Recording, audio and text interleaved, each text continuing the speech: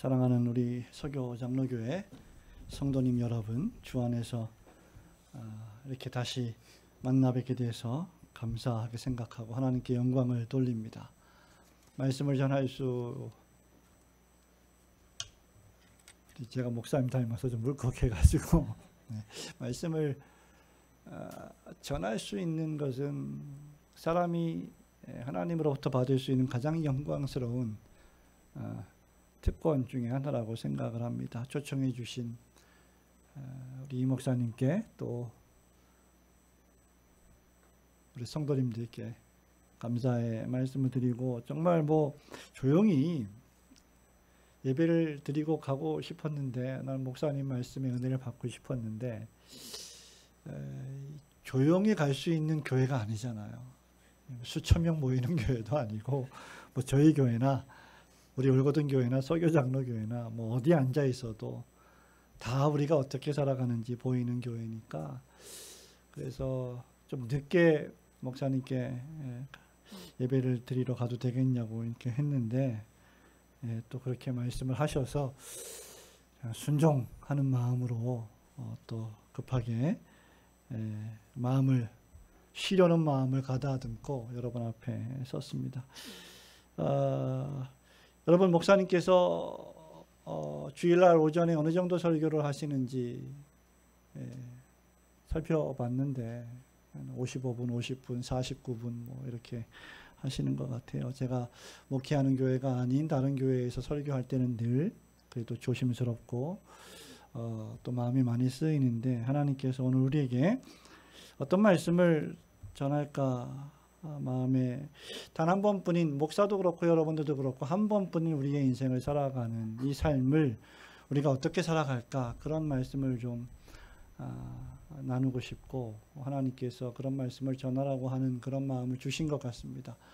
지금 잠옷실에서 예배를 드리고 있는 우리 어머니들, 또 이제 막 태어난 것 같은 우리 아이들도 단 한 번만 살아가지 않습니까? 50, 60, 70을 살아가는 우리 연로하신 성도님들도 역시 마찬가지인데, 이 한 번뿐인 우리의 인생을 어떻게 아끼며 살아가야 할까를 우리 잠시 생각해 보려 합니다.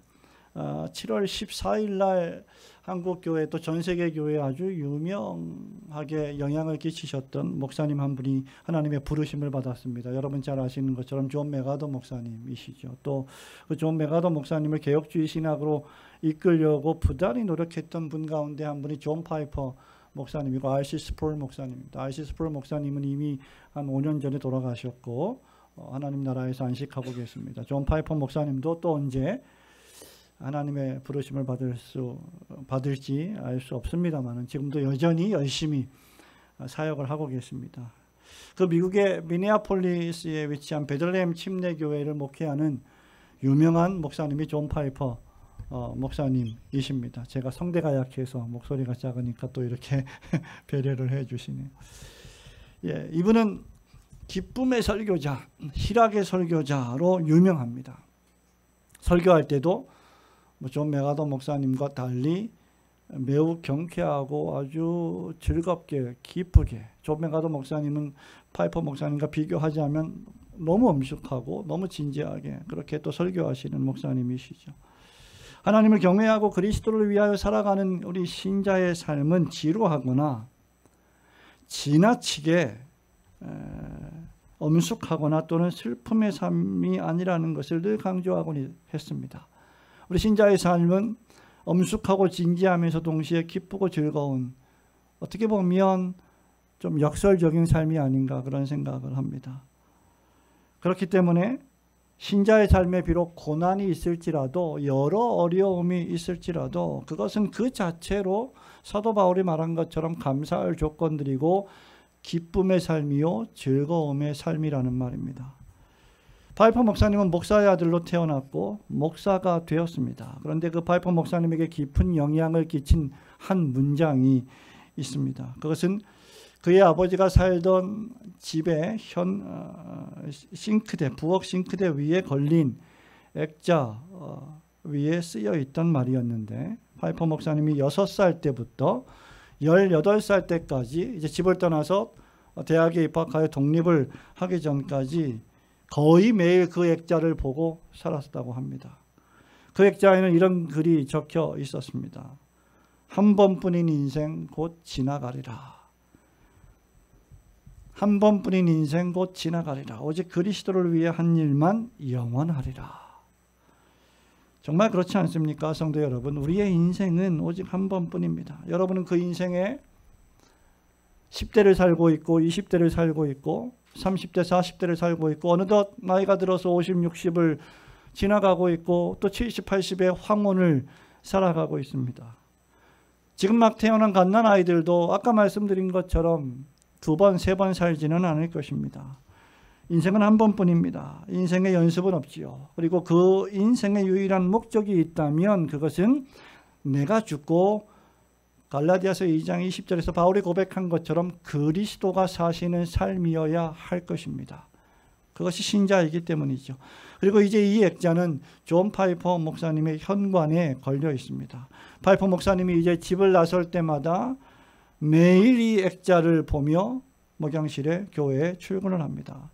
파이퍼 목사님은 1966년도에 하나님의 부르심을 받고 심각한 이 인생의 삶 속에서 어떤 삶을 살아가야 할 것인지를 깊이 고민하는 계기를 만나게 됩니다. 무려 심각한 질병에 걸려서 3주 동안 거의 죽다시피 해서 병원에 입원한 적이 있었습니다.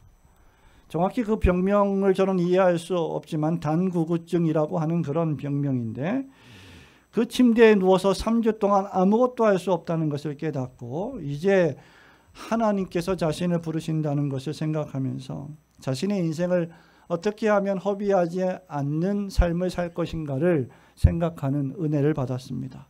그때부터 하나님의 말씀을 전하는 일꾼으로 사는 것이 자신의 소명임을 한 번도 의심하지 않고 지금까지 46년 동안 베들레헴 침례교회의 담임으로 목회를 하고 계십니다. 메가더 목사님은 56년 동안 목회를 했습니다. 미국 교회는 상당 부분의 교단들이 은퇴가 없기 때문에 일찍 은퇴하시기도 하고 이렇게 힘이 있으면 또 하나님의 은혜가 있으면 죽을 때까지 목회를 하시기도 합니다. 성도 여러분, 그리스도인은 지혜자입니다. 그리스도인의 삶은 그래서 지혜로운 삶을 살아가야 합니다. 바울은 15절에서 우리가 읽지 않았지만 15절에서 그런즉 너희가 어떻게 행할지를 자세히 주의하여 지혜 없는 자와 같이 하지 말고 지혜 있는 자 같이 하여 세월을 아끼라고 명령하고 있습니다. 이것은 그저 권고가 아니라 조언이 아니라 명령입니다. 여기 한글 번역을 왜 세월을 아끼라 라고 번역을 했는지 잘 모르겠습니다만 아마 본래 원어의 뜻은 시간을 구속하라, 시간을 사라, 값주고 그 시간을 소유하라, 놓치지 말고 기회를 잡으라는 뜻입니다.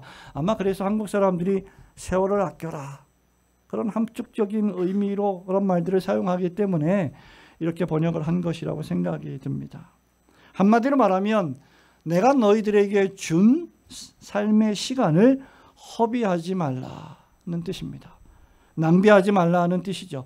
왜냐하면 그 이유가 때가 악하기 때문이라고 했습니다.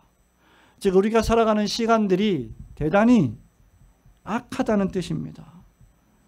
여기에 그리스도인과 그리스도인이 아닌 불신자들의 삶의 궁극적인 차이가 있습니다.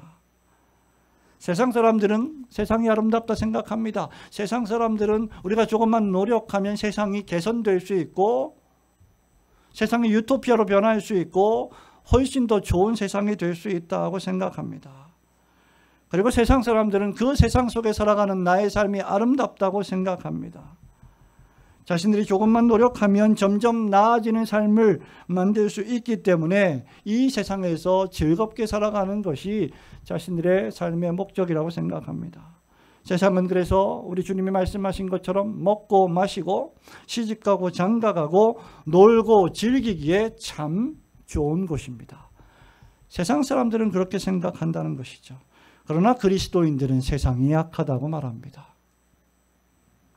때가 악하다고 말합니다. 바울이 디모데에게 편지하면서 디모데후서 3장에서 악한 때가 올 것이다. 위험한 때가 올 것이다. 고통당하는 때가 올 것이다 라고 말했습니다. 고통당하는 때는 다시 번역하면 위험한 때입니다. 그 고통당하는 때, 위험한 때가 어떤 때입니까? 사람들마다 자기를 사랑하고 돈을 사랑하고 교만하고 무정함을 풀지 않고 원통함을 풀지 않고 온통 이기적으로 하나님을 섬기지 않고 자기 자신을 섬기며 살아가는 시대가 지금 우리가 살고 있는 종말의 시대이기 때문입니다. 그래서 악하다는 것이죠. 그러므로 그리스도인에게 있어서 이 악한 세상은 우리의 빛을 밝힐 매우 좋은 기회를 제공합니다. 그리스도인은 예수 그리스도의 은혜의 복음을 전하고 이 악하고 어두운 세상을 살아가는 죄인들에게 광명한 구원의 빛을 날마다 증언해 주어야 할 기회를 놓치지 않아야 합니다. 부패한 곳에 소금으로 그 부패를 막는 역할을 그리스도인들이 할 것으로 부름을 받았기 때문입니다.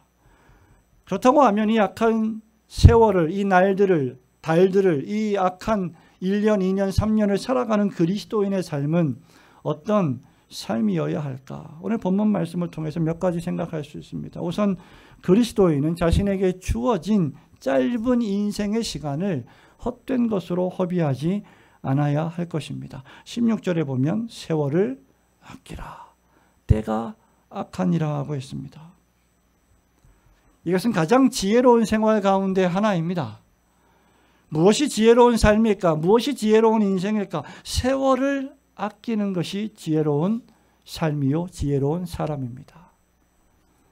세월을 아낀다는 말은 시간을 가치 있게 보내는 것과 내가 하루하루 살아가는 이 세월을 무슨 수를 써서라도 값을 주고서라도 구해내라, 구속해내라는 의미가 담겨져 있습니다. 바울은 골로새서 4장 5절에서도 이렇게 말합니다. 외인에게 대하여는, 즉 불신자들에게 대하여는 지혜로 행하여 세월을 아끼라. 불신자들과 상대할 때는 쓸데없이 시간을 소모하거나 낭비하지 말라. 복음을 전하는 일 외에는 지혜롭게 행해야 한다.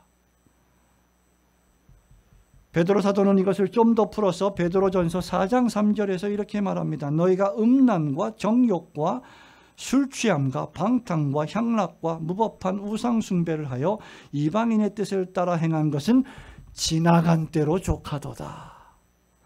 예수 그리스도를 알기 전에 너희 마음대로 내 육체를 위하여, 내 배를 위하여 살아간 것은 지나간 때로 족하다. 이제 예수를 믿었다면, 하나님을 알게 되었다면 그 지나간 때로 족한 것으로 여기고 이제 인생을 새롭게 정돈해야 한다. 그 말입니다. 그리고는 2절에서 이렇게 말하죠. 후로는 다시 사람의 정욕을 따르지 않고 하나님의 뜻을 따라 육체의 남은 때를 살게 합니다.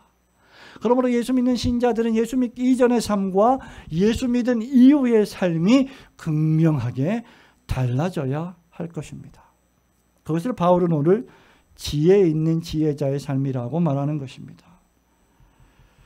그리스도께서 우리를 위하여 육체의 고난을 받으심으로 우리를 구원해 주셨으니 이제는 우리 인생의 시간을 예수를 믿지 않았던, 예수님을 알지 않았던 이방인의 시간과 같이 그 인생의 삶으로, 이방인과 같은 인생의 삶으로 낭비하지 말라는 것입니다.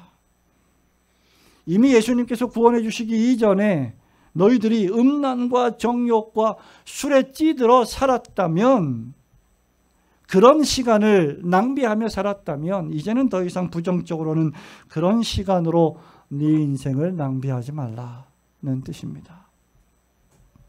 하지만 바울은 부정적으로 시간을 낭비하지 말라는 말만 하지 않습니다. 긍정적으로 시간을, 기회를 아끼지 말고, 놓치지 말고 사서 그 기회를 활용하라고 긍정적인 명령을 하고 있습니다. 이런 의미에서 언제든지 성경은 부정적인 측면이 있고 동시에 긍정적인 명령을 하고 있는 말씀입니다. 이제는 새 사람이 되었으니, 이제는 정신을 차렸으니, 이제는 구원을 얻었고 너의 인생의 의미를 알게 되었으니 모든 시간을 아껴서 네 인생을 구원해내라는 뜻입니다. 구원받은 너의 인생을 구속해서 그 구속한 은혜의 삶에 합당하게 살아가라는 뜻이죠. 왜 그렇게 해야 합니까? 성경에서 우리는 수많은 이유를 증언할 수 있습니다만은 우선 우리의 인생이 짧습니다. 사랑하는 우리 어린이 여러분, 이렇게 온 가족이 함께 예배드리는 모습을 보니까 얼마나 좋은지 모릅니다.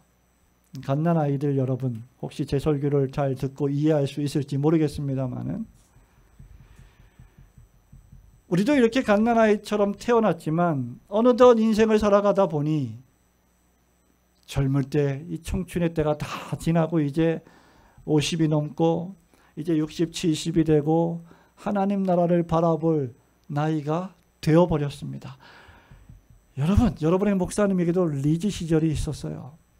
저에게도 역시 마찬가지입니다. 제 리즈 시절은 23살에 멈춰 있습니다. 이제 이렇게 설교하면 55분 만에 못 끝나는데 23살은 제가 영국으로 유학을 떠나던 해입니다. 그리고 영국에서 영국 친구들과 함께 공부를 하면서 치열하게 신학을 공부하던 그 소명감에 불타던 아주 팔팔하게 젊었던 23살이었습니다. 그런데 어느덧 나이가 세월이 이렇게 흘러서 33년이 지났고 제가 56세가 되어버렸습니다. 새 아이의 아버지가 되었습니다. 그런데 그 지나간 세월이 죄송합니다만 우리 어른들께 죄송합니다만 지나간 세월이 그냥 며칠 같아요. 거짓말이죠.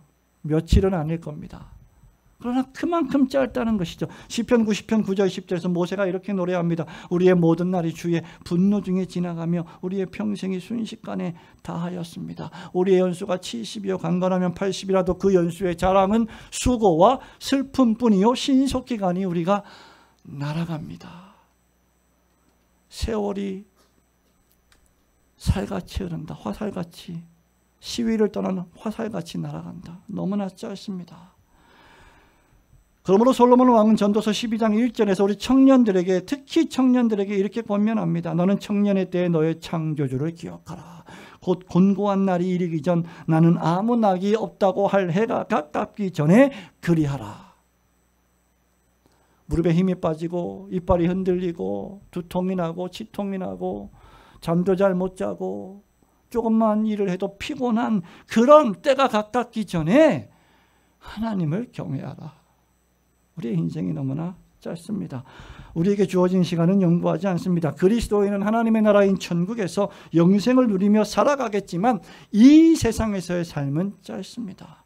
그러므로 우리는 이 짧은 시간을 하나님을 만나는 준비하는 시간으로 기회를 잡아야 할 것입니다. 둘째는 이 세상이 악하다고 했습니다. 세상에 악인들이 많기 때문입니다. 따라서 우리의 시간을 낭비하기 매우 쉬운 것은 그리스도인들이 살아가는 이 세상이 타락한 세상이기 때문이고 이 세상이 우리들로 하여금 하나님만을 온전히 바라보며 살아가기 어렵게 만들기 때문입니다. 구약 성도들의 신앙 고백과 같은 시편을 시작하는 제1편 1절이 뭐라고 말합니까? 복 있는 사람들은 악인들의 꾀를 따르지 않는 사람들이라고 했습니다. 죄인들의 길에 서지 않고 오만한 자들의 자리에 앉지 않는 자라고 했습니다. 여러분, 이 말이 무슨 말입니까? 악한 이 세상 사람들이 주장하는 가치관이나 사상이나 문화나 조언에 귀를 기울이지 않아야 한다는 뜻입니다. 그들과 같은 길을 걷지 않아야 하고 그들이 누리는 교만하고 오만한 헛된 영광의 자리에 있지 않아야 합니다. 만일 그리스도인이 이 시인이 금하고 있는 이 세 가지를 하고 있다면 그것은 신자의 인생을 소모하고 좀먹고 낭비하는 것이 될 것입니다. 여러분의 인생의 신앙의 여정에서 어떤 문제가 생겼습니다. 심각한 고난이 생겼습니다. 사건, 사고가 생겼습니다. 아픔이 생겼습니다. 관계의 어려움이 생겼습니다. 누구에게 찾아가야 할까요? 하나님이십니다. 하나님이십니다. 첫째도 둘째도 셋째도 하나님이십니다. 그리고 그 하나님을 경외하는 목회자에게 기도를 부탁해야 합니다. 왜 신앙상의 어려움이 있을 때 여러분은 전문가를 찾아갑니까? 왜 신앙상의 어려움이 있을 때 믿지 않는 불신자에게 조언을 구합니까?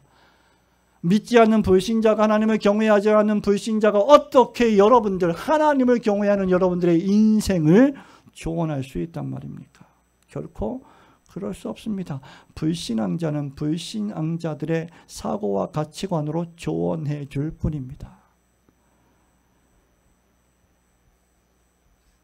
악인들의 인생관과 삶의 방식과 그들이 즐기고 누리는 이 세상의 정욕의 문화와 우리는 최대한 상관하지 않아야 합니다. 그렇다고 해서 우리는 산속으로 들어갈 필요는 없습니다. 왜 신자의 삶이 어려운가? 그것은 우리가 세상의 소금이요, 세상 속의 빛이기 때문입니다. 우리 주님은 세상을 도피하라 말씀하시지 않았습니다. 산에 올라가서 교회를 지으라 말씀하지 않으셨습니다. 너희가 세상의 소금이다. 너희가 세상의 빛이다. 저는 서교장로교회를 좋아합니다. 아니, 사랑합니다. 뜬금없는 고백입니까? 여러분 주보에 우리 목사님의 SNS에 보면 등대가 항상 있어요. 아시죠? 그 등대의 기능이 뭡니까? 길을 잃어버린 인생들에게 빛을, 조난당한 인생들에게 빛을 비추어 주는 거예요. 항해하는 배가 충돌하지 않도록 길을 안내해 주는 겁니다. 신자가 그런 존재입니다. 그런데 그런 존재들이 복음을 전해서 길을 잃어버린 자들에게 예수이신 그 길을 알려주어야 할 자들이, 길이 없는 자들에게 무슨 조언을, 어떤 신앙상의 조언을 구할 수 있단 말입니까? 믿지 않는 자와 멍에를 함께 매지 말라는 말씀이 바로 그런 의미입니다. 단순히 불신자와 결혼하지 말라는 말씀만이 아니라 우리의 인생 전반에서 우리는 하나님의 말씀과 하나님을 위하여 살아가는 인생으로 정돈해야 한다는 말입니다. 여러분의 인생의 참된 목적을 수행하지 못하도록 시간을 좀먹는 이 세상 것들을 치워버리십시오. 여러분의 영적 건강에 유익하지 못한 드라마 시청을 줄이십시오. 아무 의미 없이 손가락으로 스마트폰을 계속 올려대는 나 자신을 바라보며 회개해야 할 것입니다. 저는 예능 프로에 나온 연예인들이 500만 원, 1000만 원짜리 고가 시계가 몇 개인지 아무런 관심이 없습니다. 그게 뭐라고 그걸 보고 있단 말입니까? 그들이 어떤 집에 살고 어떤 차를 타고 다니고 있는지 아무런 관심이 없습니다. 저는 그들의 영적인 상태가 어떠한지에 관심이 있습니다. 왜 수많은 유명 연예인들이, 왜 150만 명이나 되는 구독자가 되는 유명인들이 스스로 목숨을 끊습니까? 이유가 무엇입니까? 참된 길을 발견하지 못했기 때문입니다. 세 번째로 왜 우리는 세월을 아끼는 지혜로운 삶을 살아야 할까? 우리가 이 세상에서 나그네와 행인처럼 살도록 부르심을 받았기 때문입니다. 베드로서 1장 11절에 베드로는 고난받는 초기 그리스도인들에게 이렇게 위로합니다. 사랑하는 자들아, 거류민, 행인이죠. 여행객이죠. 그리고 나그네와 같은 너희를 권하노니 영혼을 거슬러 싸우는 육체의 정욕을 제어하라. 너희가 이방인 중에서 행실을 선하게 가져 너희를 악행한다고 비방하는 자들로 하여금 너희 선한 행실을 보고 주님 오시는 날에 하나님께 영광을 돌리게 하려 함이라. 우리 그리스도인들은 필연적으로 이 세상에서의 삶을 하나님 나라에 입성하는 나그네와 행인으로 살아가기 때문에 육체의 정욕을 제어하는 삶을 살아야 합니다. 왜냐하면 육체의 정욕은 우리 영혼을 거스르는 것이며 우리의 시민권이 하나님의 나라에 있다는 사실을 계속 망각하게 하기 때문입니다. 그리스도인은 이제 하나님의 은혜로 구원을 얻은 성도로서 내게 주신 생명과 시간과 물질을 모두 아껴서 하나님의 나라와 주님의 몸된 교회와 복음을 전하는 일에 사용하도록 부르심을 받은 청지기들이요, 왕같은 제사장들입니다. 잘못된 신학자들이, 잘못된 설교자들이 천국은 죽어서 가는 것이 아니라 이 세상에서의 도덕적인 삶을 통해서 이루어지는 것이라. 이 세상에서 사회적 약자들을 돌보고 어려운 사람들을 도우며 살아가는 것이 천국이다 라고 말하면서 반쪽짜리 천국을 증언하고 있습니다. 죽음 이후에 가는 천국은 의미가 없다. 사회복음을 외치고 있는 이러한 시대에 우리는 주님이 하신 이 말씀, 베드로가 한 이 말씀을 기억해야 합니다. 우리는 나그네와 같이, 행인과 같이 이 세상을 지나가는 사람들입니다. 그러므로 매사에 여러분이 어떻게 행할지를 자세하게 주의하며 살아가시기를 바랍니다. 지혜 있는 자는 영혼을 구원하는 일에 시간을 쓰고 복음을 전하는 일에 물질을 쓰며 우리를 악행한다고 비방하는 자들에게 선으로 악을 갚음으로써 그들의 입을 막고 그들로 하여금 하나님께 영광을 돌리게 하는 자들이 바로 성도들입니다. 그러므로 여러분이 하늘에 속한 자들이요, 여러분의 시민권이 하늘에 있음을 깨닫고 이 세상에서 여러분에게 주신 인생을 세속의 헛된 일에 낭비하지 않고 복음을 전하는 일에 선용하시는 성도들이 되시기를 주님의 이름으로 축원합니다. 또 하나는 세월을 아끼기 위해서는 주님의 뜻이 무엇인지 분별하며 살아갈 줄 알아야 합니다. 17절 말씀을 보면 그러므로 어떤 자가 되지 말라고요? 어리석은 자가 되지 말고 오직 주의 뜻이 무엇인가 이해하도록 하라. 자, 한국교회의 가장 큰 문제 가운데 하나는 이 방금 우리가 읽은 이 말씀처럼 어리석은 교회 생활을 하는 자들이 너무나 많다는 겁니다. 그리고 동시에 주의 뜻이 무엇인지 이해하려고 하지 않고 그저 습관적으로 예배당 건물을 왔다 갔다만 하는 종교인들이 너무나 많다는 것입니다. 세월을 아끼기 위해서는 주님의 뜻을 알아야 합니다. 이것이 지혜롭게 사는 일이요, 어리석게 자신의 인생을 낭비하지 않는 삶이기 때문입니다. 또다시 시편 1편으로 돌아가서 복 있는 사람은 악인의 꾀 죄인의 길을 오만한 자의 자리에 앉지 않아야 된다라고 말하면서, 이렇게 부정적으로 말하면서 그 다음에 2절에서 긍정적으로 무슨 말씀을 하고 계십니까? 오직 복 있는 사람은 여호와의 율법을 즐거워하여 그 율법을 주야로 묵상하는 자로다.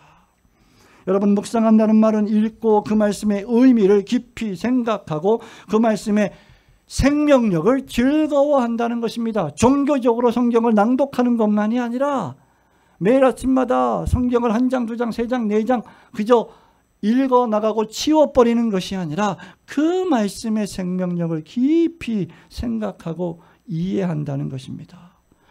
여러분, 시인이 왜 주의 말씀을 주야로 묵상할까요? 다윗이 시편 19편 10절에서 그 이유를 말하는데 주의 말씀이 송이꿀보다 더 달기 때문입니다. 그래서 시인은 여호와의 율법을 의무감으로 읽는 것이 아니라 즐거워서 읽는 것입니다. 여러분, 주일날 교회 왜 나오십니까? 의무감으로. 의무감도 있겠죠. 우리 그리스도인의 의무 가운데 하나가 예배의 의무이기 때문이죠. 봉사의 의무, 헌금의 의무, 전도의 많은 의무가 있지만 그 모든 의무들은 하나님을 기뻐하고 즐거워하기 때문에 필연적으로 따라오는 것입니다. 성도 여러분, 이 SNS 시대에 아무리 맛있는 음식이라도, 아무리 비싸더라도, 여러분은 아무리 멋진 카페가 멀리 있다 하더라도 2시간, 3시간, 4시간씩 차를 타고 가서 커피 한 잔을 마시며 통창으로 된 오션뷰를 바라보면서 시간을 즐깁니다. 시간을 들이고 돈을 들여서라도 맛보고 먹을 만한 가치가 있다고 여기기 때문입니다. 신자에게 주의 말씀이 그와 같다는 것이죠. 어디 그뿐입니까 여러분? 시편 119편 105절에 주의 말씀은 내 발의 등이요 내 길의 빛이 되신다. 어디로 가야 할지 몰라 막막할 때, 무엇을 어떻게 결정해야 할지 모를 때, 이제 그만할까? 이제 여기서 멈출까? 이제 좀 편하게 살까? 편하게 목회할까? 하는 생각이 들 때 언제든지 하나님의 말씀이 우리에게 위로를 주고 용기를 주는 것입니다. 사건 사고가 터지고 어려움이 닥치고 황혼이 깃들 때, 친구들이 배신하는 것 같고 알아주지 않는 것 같고 여러 가지 고통들이 밀려 들어올 때, 생각하지도 않았던 질병이 암이 나를 덮칠 때 주의 말씀이 내 발에 당면한 일에 등불이 되어주고 내 긴 인생길에 빛이 되어 주시기 때문입니다. 그러므로 하나님의 말씀인 성경을, 이 성경에 나타난 주님의 뜻을 이해하는 것은 신자가 자신의 인생을 낭비하지 않을 뿐 아니라 용기를 얻게 해주는, 새로운 힘을 얻게 해주는 필수적인 생명입니다. 청년이 무엇으로 자신의 행실을 깨끗게 하리까? 주의 말씀과 기도뿐입니다. 여러분, 성도 여러분이 무엇으로 용기를 얻고 힘을 얻을까? 여호와 하나님의 율법뿐입니다. 하나님의 말씀, 설교뿐입니다. 바울은 로마에 보내는 편지에서 12장 1절에서 이렇게 말합니다. 그러므로 형제들아, 내가 하나님의 모든 자비하심으로 너희를 권하노니 너희 몸을 하나님이 기뻐하시는 거룩한 산제물로 드리라. 이것이 너희가 드릴 영적 예배니라. 그러므로 너희는 이 세대를 본받지 말고 오직 마음을 새롭게 함으로 변화를 받아 하나님의 선하시고 기뻐하시고 온전하신 뜻이 무엇인가? 그 다음 분별하도록 하라. 우리 몸을 하나님이 기뻐하시는 산제사로 오늘 아침처럼 여러분이 이렇게 나와 여러분의 몸을 끌고 여러분의 육신과 영혼을 가지고 하나님 앞에 나와 제사를 드릴 때, 그렇게 제사를 드리려면 주의 뜻을 깨달아야 합니다. 참된 성도는 누구처럼 살기도 바쁜데 성경을 읽을 시간이 어디 있냐라고 말해서는 안 됩니다. 그런 말은 이방인들이나 불신자들이나 하는 말입니다. 목사님이나 직장이 없으니까 그냥 교회당 나와서 성경, 목사가 아무리 시간이 많다고 해도 하나님의 은혜가 아니면 성경을 읽을 수 없습니다. 성도는 너무 바빠서 예배나 교리 공부 모임에 참석할 시간이 없다고 말해서는 안 됩니다. 저는 여러분들의 직장 생활이나 사업의 분주함을 몰라서 하는 말이 아닙니다. 56년 정도 살았으면 겪을 만한 거, 제가 여러분 볼 때 좀 귀공자처럼 생기지 않았습니까? 고생 안 해본 것처럼 생기지 않았을까요? 이 세상에서 할 수 있는 고생이란 고생은 거의 다 해봤습니다. 안 믿으시겠지만. 하지만 여러분은 무슨 일 때문에 그토록 바쁘십니까? 퇴근한 이후에, 회사를 나온 이후에 여러분은 성경 말씀보다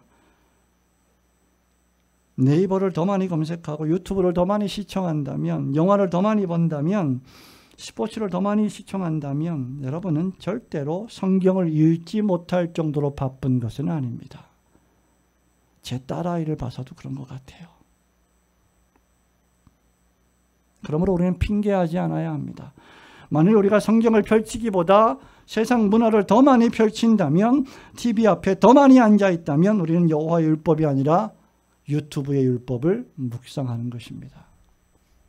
우리 교회에 국군 TV PD 한 분이 계신데, 영상 편집하시는 분인데, 얼마나 편집하는 일이 얼마나 바쁘고 시간이 많이 들이는 일입니까? 낮밤이 없고 너무 피곤하고 괴로운 직종 가운데 하나인 것 같아요. 그런데 이분이 은혜를 받기 시작하니까 아침에 절대로 하나님의 말씀을 펼쳐서 읽거나 듣거나 하기 전에는 절대로 다른 그 어떤 핸드폰 안에 있는 영상이나 기사도 보지 않는다. 그것을 철칙으로 삼고 지금까지 지켜오고 있습니다. 그리스도인들은 여호와의 율법의 책을 주야로 묵상합니다. 그것이 그의 기쁨이기 때문입니다. 여러분, 대한민국에서 맛나다고 소문난 식당의 음식, 멋진 통창으로 바라다 보이는 오션뷰 햇살이 가득한 카페의 커피는 우리에게 2시간, 3시간의 기쁨을 줍니다. 그것도 너무나 사람들이 많이 찾아와서 드립커피를 내려준다고 하는데 무슨 양동이에 물 붓듯이 드립을 해가지고 한 잔 한 잔 계속 팝니다. 그게 무슨 맛이 있겠어요? 그래도 좋대요. 유명한 카페입니다. 하나님의 말씀은 2시간, 3시간이 아닌 우리 영혼에 영원한 기쁨을 가져다 줍니다. 그러므로 성도들은 말씀을 읽을 시간을 사야 합니다. 설교 들을 시간을 사야 합니다. 돈을 주고서라도 말씀을 배울 기회를 찾아야 합니다. 어떤 비용을 들여서라도 참된 하나님의 말씀이 선포된다면 그곳에서 말씀을 들어야 합니다.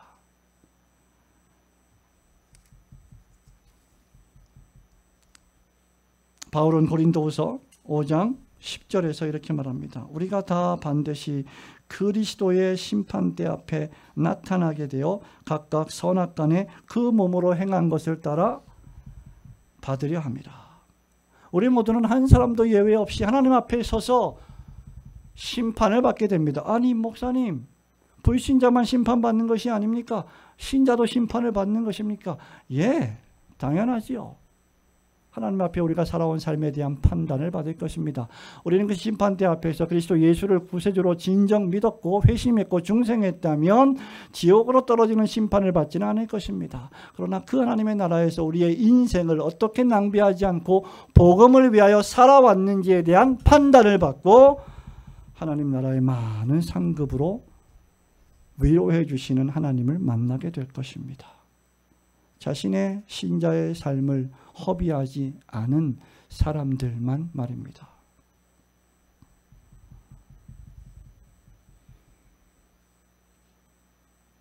바울은 자신의 구원 여부를 지금 이 고린도후서 5장에서 걱정하는 것이 아닙니다. 주 예수를 믿으면 죄 용서를 받고 구원을 받을 것입니다. 그의 구원은 영원토록 안전할 것입니다. 의심의 여지가 없습니다. 왜냐하면 우리의 구원은 우리의 믿음의 분량이 아니라 예수 그리스도의 속죄 사역의 기초에 있기 때문입니다. 그 속죄 사역을 믿기만 하면 그는 구원을 얻습니다. 바울은 지금 이미 구원 얻은 교회로서의 성도 한 사람 한 사람을 두고 말하는 것입니다. 바로 그런 이유 때문에 바울은 고린도후서 같은 5장 9절에서 그런즉 우리는 몸으로 있든지 떠나든지 주를 기쁘시게 하는 자가 되기를 힘쓰노라 라고 말한 것입니다. 우리가 신자로서 이 악한 세상에서 우리의 시간과 재물과 재능과 생명까지 아껴서 기회를 놓치지 않고 주를 위해 살아갔다면 하늘에서 우리의 상급은 매우 클 것입니다. 너무 귀여워 죽겠어요. 이 아이들이 너무 소중하고 귀하고 이런 아이들이 어디 있습니까? 1시간이 넘어가는데 꼼짝 않고 앉아서 찬송을 부르고 또 시편 찬송을 부르고 기도를 듣고 말씀을 낭독하고 설교를 듣습니다. 이게 보통 일입니까? 하늘에서 여러분들의 상급이 클 것입니다. 그렇다고 예배 많이 드리면 상급 많이 받는다, 그건 아니에요. 당연한 거예요, 이건.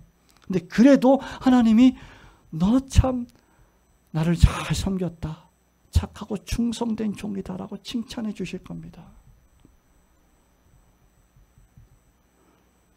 바로 이 단 한 번뿐인 우리의 인생의 목적과 그 의미를 알려주는 것이 바로 주님의 뜻인 하나님의 말씀입니다. 실로 바울은 자신의 삶의 시간을 허비하지 않았고 오직 주의 뜻을 온전히 이해하고 주님의 복음만을 위하여 살았던 의로운 청직이었습니다. 그러므로 어떤 대가를 치르는 한이 있다 할지라도 하나님의 말씀 배우는 일에 세월을 아끼고 여호와 하나님의 말씀의 지도를 받으며 그 말씀을 주야로 묵상하며 여러분의 인생의 결정의 나침판으로 삼으시는 그 하나님의 말씀을 즐거워하시는 성도들이 되시기를 주님의 이름으로 축원합니다. 마지막으로 한 가지 더 이 말씀이 우리에게 교훈해 주는 것은 그리스도인이 세월을 아끼기 위해서는 술 취하지 않아야 하고 도리어 성령의 충만을 받아야 한다는 것입니다.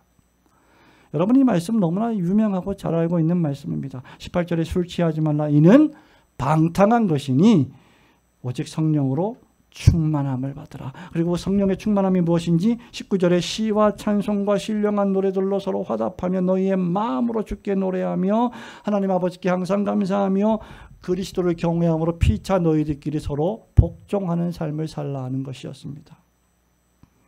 바울은 도덕이나 율법주의적 행동을 먼저 강조하지 않고 사실과 명제와 이유를 설명한 다음에 너희는 이렇게 살아야 한다라고 강조합니다.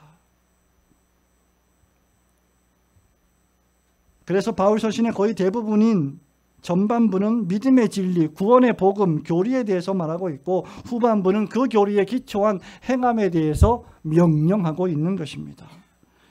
우리가 방금 읽은 이 말씀이 바로 그 바울 서신의 핵심을 가장 간략하게 요약해 주고 있습니다. 술 취하지 말라.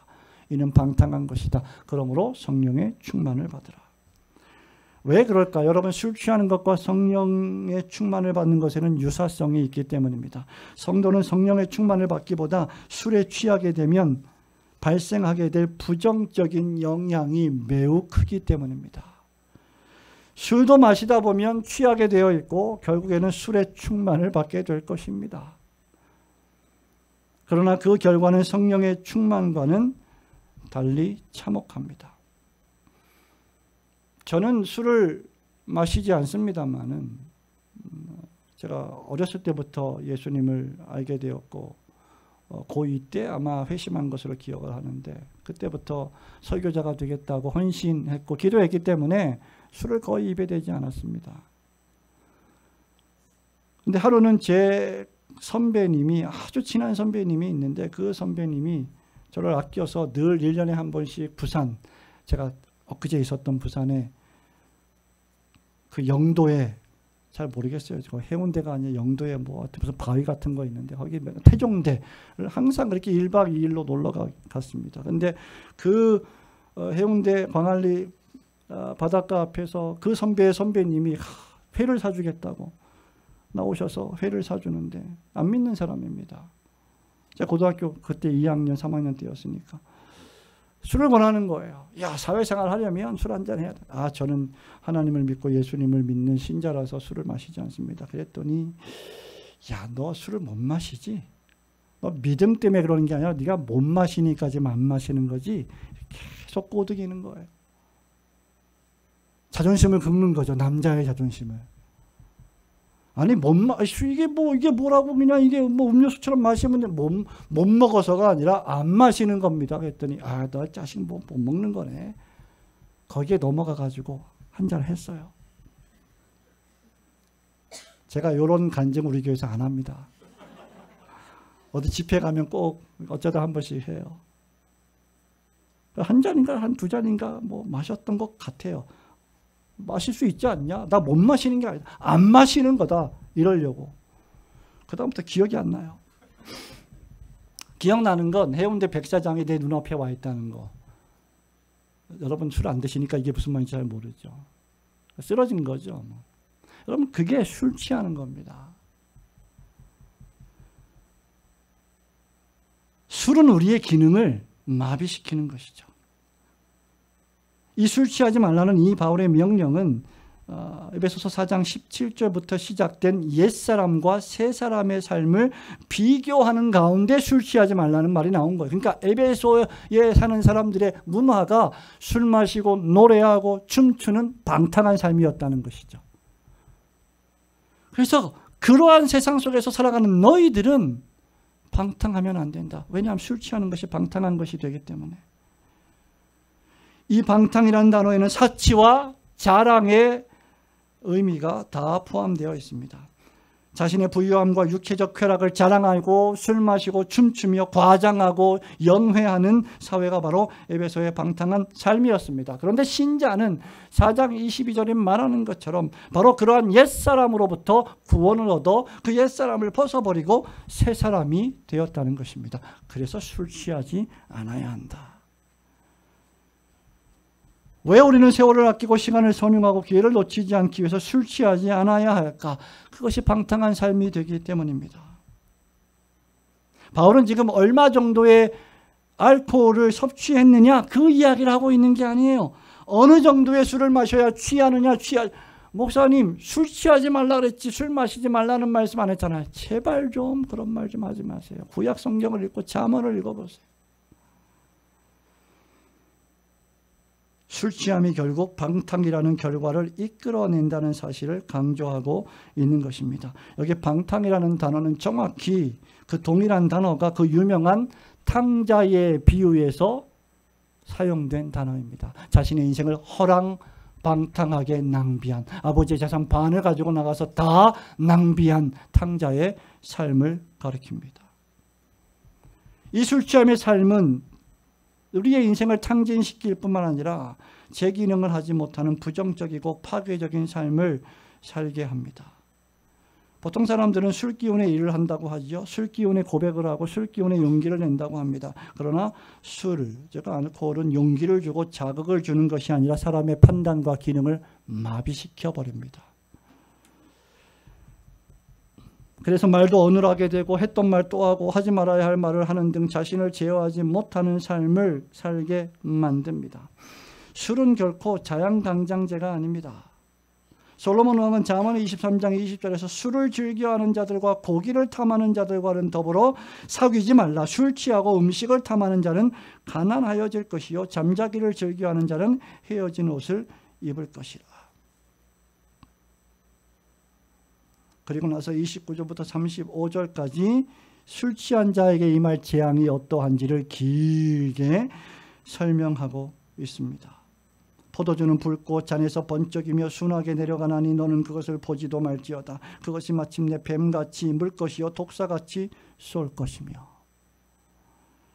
하나님을 믿는다고 하는 성도가 얼굴이 발그레해질 정도까지 판단을 못할 정도까지 취해서 횡설수설하고 있다면 그가 세월을 아끼고 기회를 찾아서 복음의 영광을 드러내고 교회를 세워가기는 어려울 것입니다.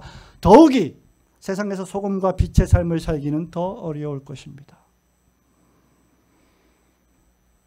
물론 저는 술만 마시지 않으면 그리스도인다운 삶을 사는 것이라고 말하는 것은 아닙니다. 죄인들은 술에 취하지 않아도 목사님 술만 안 취하면 되죠. 그러면 우리 경건한 삶을 사는 거죠. 아닙니다. 술에 취하지 않아도 다른 것에 취해서 얼마든지 자신의 인생을 허랑방탕하게 낭비하게 되기 때문입니다. 사람들은 자기 야망에 취할 수도 있고 자기 의로운 그 알량한 자기 의로운 행동에 취할 수도 있고 자랑할 수도 있습니다. 자신의 의로운 양심과 행위를 의지하고 자랑할 수도 있기 때문입니다. 사람들은 사치에 취해서 귀금속에 취해서 자신의 모든 재산을 탕진할 수도 있습니다. 도박에 취해서 모든 인생을 망가뜨릴 수도 있습니다. 그러나 확실히 술에 취하는 삶은 이처럼 하나님이 창조하신 삶의 목적과 기능을 수행하기 어렵게 만듭니다. 바울은 이어서 술 취하지 말라고 경고하면서 오직 성령으로 충만함을 받으라고 명령합니다. 여러분, 성령으로 충만함을 받는 삶이 무엇입니까? 그것은 정확히 술의 지배를 받는 삶의 반대입니다. 술 취해서 횡설수설하는 삶이 아니라 주의 복음의 말씀을 이해하고 분별하는 삶입니다. 성령의 충만함입니다. 신약의 사도들은 전부 다 성령의 충만을 받고 활력 넘치게 복음을 전했습니다. 베드로는 성령의 충만을 받고 평범한 사람에게서 3,000명이나 회개하는 놀라운 설교를 하는 은혜의 사람으로 변화되었습니다. 사도 바울은 성령의 충만을 받아 가는 곳마다 복음을 전했고 교회를 세웠고 용기 있게 하루하루 전진했습니다. 성령의 충만을 받는 삶은 방탕의 자신을 방임하는 대신에 하나님이 주시는 기쁨으로 충만한 삶을 살아갑니다. 갈라디아서 5장 22절에서 성령의 열매는 언어에 보면 단일한 하나의 열매인데 그 열매 중에 9가지가 맺게 되는 것이죠. 여러분, 그 성령의 9가지 열매 다 기억하시죠? 이거 못 외운다고 뭐 문제 있는 거 아닙니다. 사랑과 희락과 화평과 오래 참음과 자비와 양선과 충성과 온유와 절제.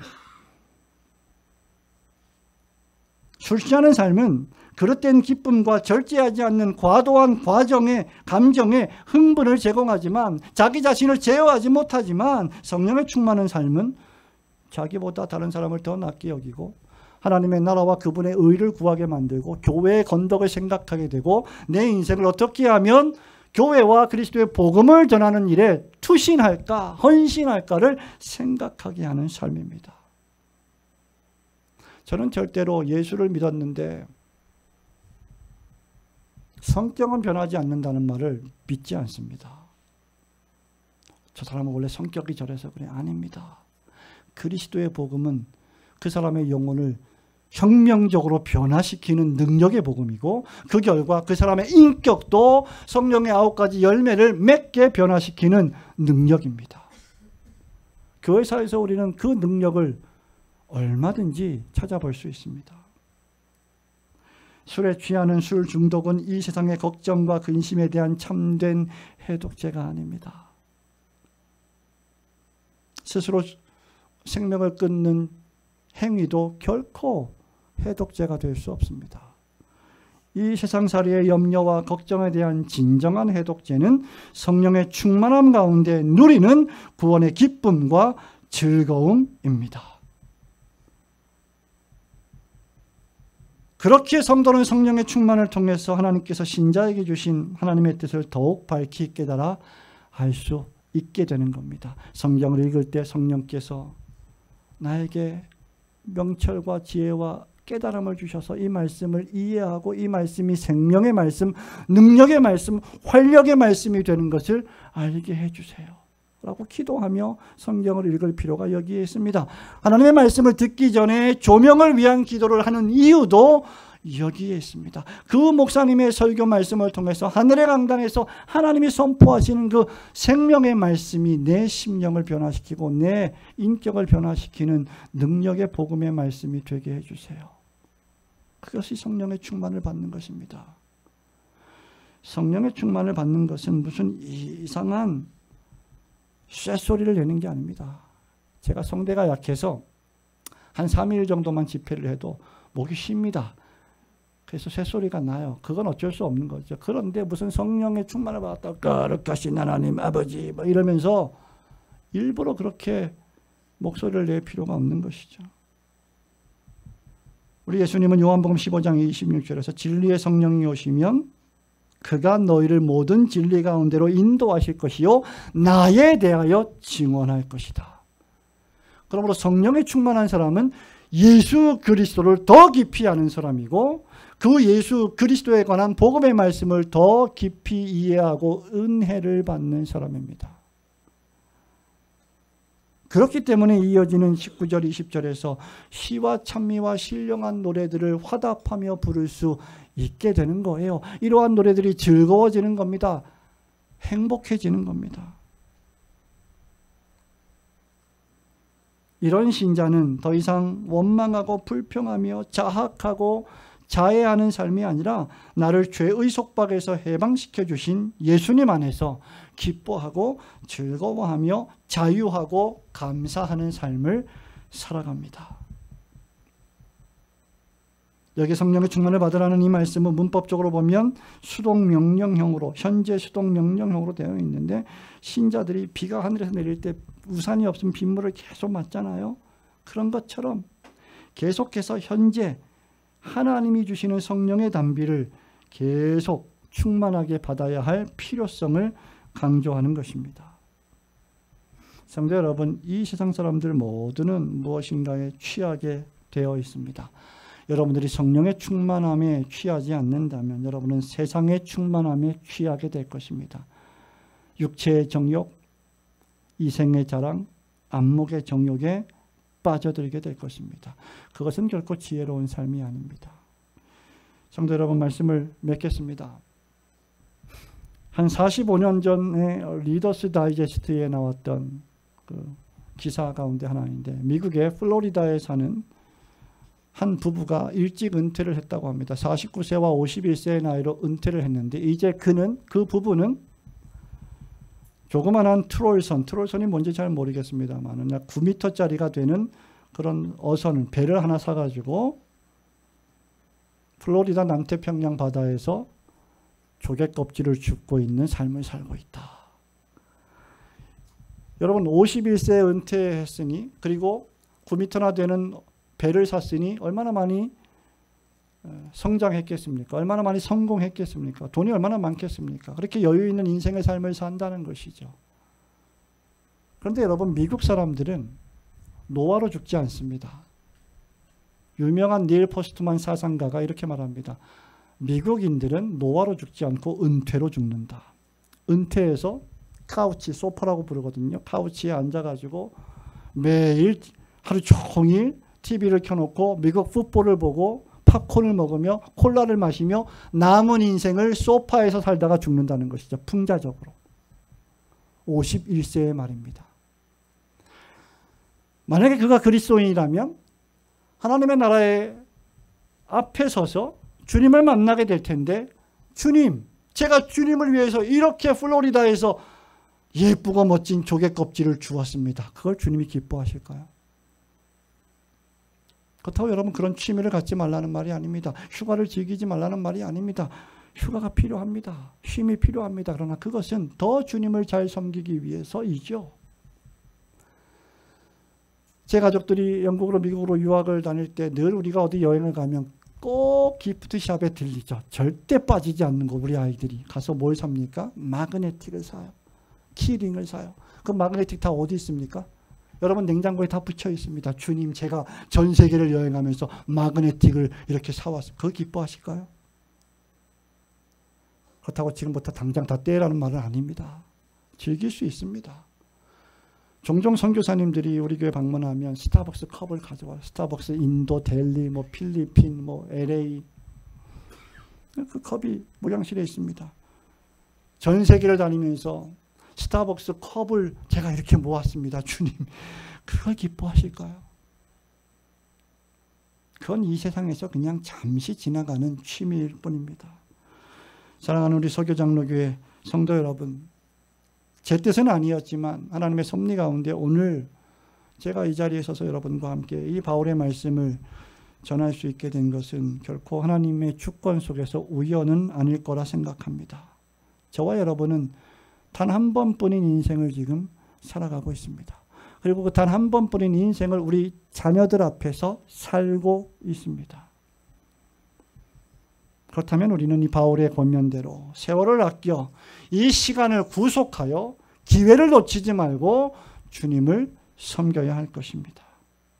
하나님께서 하나님의 나라를 완성해 가기 위해서 우리에게 주신 이 참된 교회, 이 진실한 교회, 이 순수한 교회를 세워나가기 위해서 헌신하고 이 교회를 통하여 전 세계에 하나님의 말씀을 전하고 증언하는 일에 우리 자신의 인생을 과감하게 드려야 할 것입니다. 최대한 모든 기회, 많은 기회를 만드시기 바랍니다. 복음을 전할 기회, 하나님께 영광 돌릴 기회, 선교할 기회, 전도할 기회, 다른 사람을 돕고 구제할 기회, 봉사하고 충성할 기회가 수시로 있었다면 그것을 외면하지 마시고 놓치지 마십시오. 주님이 주셨을 때 즉시 순종하시기 바랍니다. 단 한 번뿐인 내 삶을 무익한 일에 낭비하거나 소모하지 않고 영적인 일에 투자하시기 바랍니다.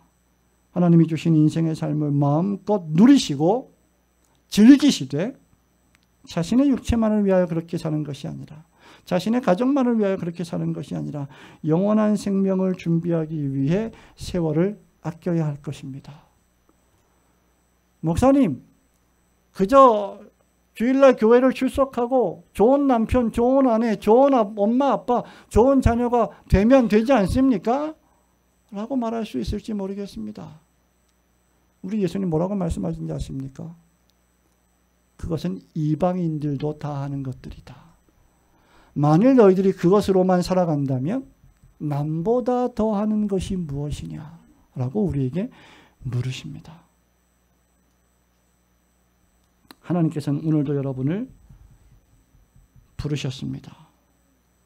오늘도 복음의 동역자가 되라고 여러분을 초청하십니다.